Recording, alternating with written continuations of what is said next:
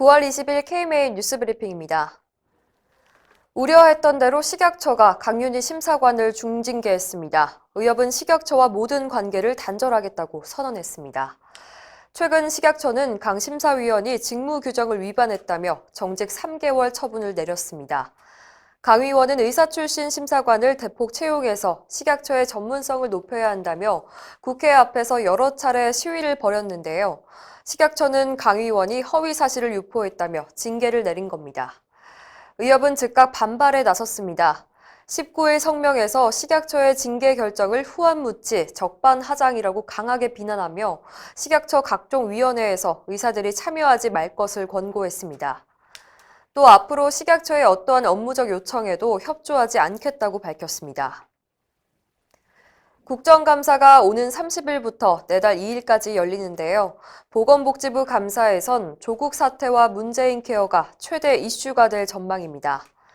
메디컬타임스에 따르면 자유한국당은 조국 법무부 장관 자녀의 의학 논문 제일저자 논란 등과 관련해 당국의대 장영표 교수와 김명주 교수, 부산의대 강대환 교수 등을 증인으로 신청했습니다. 더불어민주당은 조국 장관 방어 차원에서 자유한국당 나경원 원내대표 자녀의 의학 연구와 관련된 서울의대 윤형진 교수를 증인으로 신청했습니다. 특히 야당은 문재인 케어에 화력을 집중하는 분위기입니다.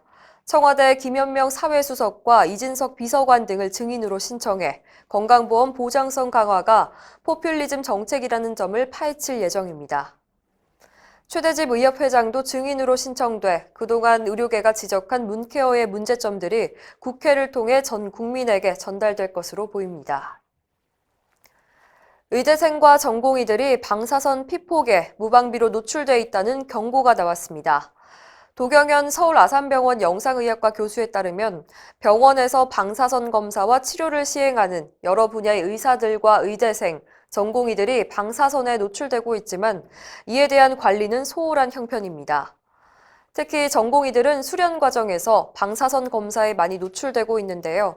이에 대한 교육이 잘 이루어지지 않고 있습니다. 우선 지도 전문의 스스로 의료 방사선 방어에 대한 지식을 습득하고 의대생과 전공의를 위한 별도의 교육 과정을 마련해야 한다는 지적입니다. 정부 역시 관련 법규만 만들 게 아니라 보호장구를 충분히 비치하거나 교육을 잘하는 의료기관에 인센티브를 제공하는 방법도 검토해야 한다는 주장입니다. 보건의료인을 대상으로 자살 예방 프로그램 개발을 위한 설문조사가 진행됩니다.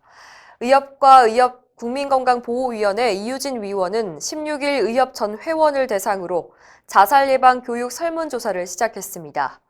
설문은 자살 위기자 진료 경험이 있는지를 묻고 자살 위기자 대처와 의뢰 경험 등 21개 문항으로 구성됐습니다. 이유진 교수는 설문조사를 통해 자살에 대한 인식과 교육 요구도를 파악할 것이고 결과를 토대로 자살 예방 교육 프로그램을 개발할 계획이라고 밝혔습니다. 설문조사는 9월 16일부터 27일까지 진행되고 의사 면허 번호와 이름을 입력한 뒤 참여할 수가 있습니다. 참여자 가운데 추첨을 통해서 30명에게 커피 쿠폰도 지급한다고 하니까요. 많은 참여 바랍니다. 이상으로 뉴스브리핑을 마칩니다. 자세한 사항은 의협신문을 참고하시길 바랍니다.